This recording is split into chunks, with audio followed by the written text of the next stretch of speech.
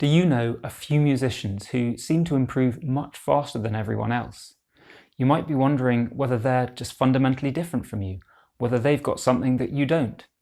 And I spent years thinking that this was the case, until I discovered that it just comes down to some of the choices that they make, and that those same choices are available to any musician. And I'm not just talking about spending more hours in the practice room. I've got an ebook that I think you'll find really helpful that you can get by clicking the link on or around this video. But let me just explain why I think it will be so valuable for you in this ad. Here's the key thing you need to understand. Skill levels are really important, but they're just one piece of the puzzle. Musicians who achieve more don't just rely on better technique, they think differently. And those different thoughts actually produce real, measurable, physical differences in how they play. And this isn't just guesswork, there's lots of scientific evidence to back this up. In medicine, the placebo effect is when the doctor gives you a fake pill that's nothing but sugar, but because you believe it's real, you actually get better anyway. But did you know that exactly the same effect applies in music too?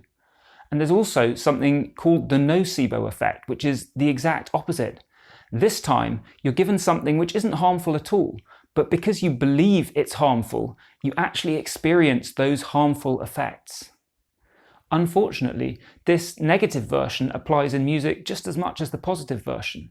And lots of musicians are shooting themselves in the foot in some way because negative thinking is causing them to perform well below their actual potential. And in fact, most musicians will have lots of different bits of negative thoughts that are all dragging them down in different ways.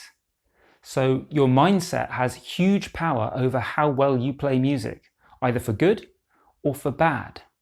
How you think always affects everything that you play. But how big can these effects be? A Japanese study looked at 13 people who were allergic to poison ivy.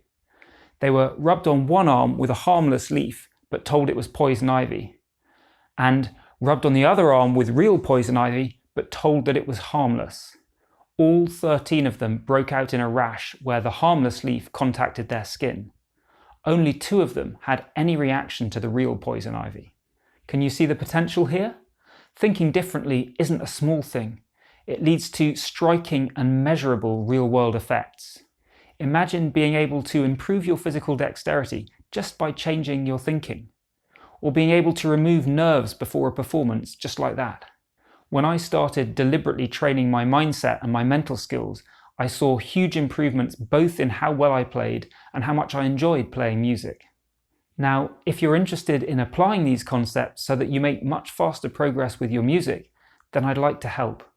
I've prepared a free ebook that reveals the 9 key mindsets that the top performers share. And it shows you how to develop those mindsets for yourself so that the music just flows out freely and effortlessly. I think you'll really enjoy it. There's a link on or around this video. Go ahead and click on that. It will take you to a page where you can sign up to download the ebook. I hope that you'll find it helpful.